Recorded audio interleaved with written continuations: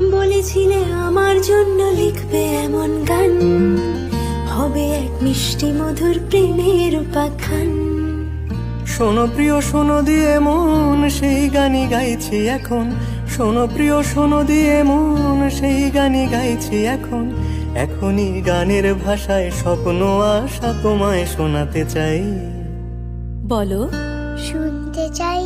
কিন্তু তারপরে আর গানের কথা মনে নাই, হায় হায় তারপরে আর গানের কথা মনে নাই।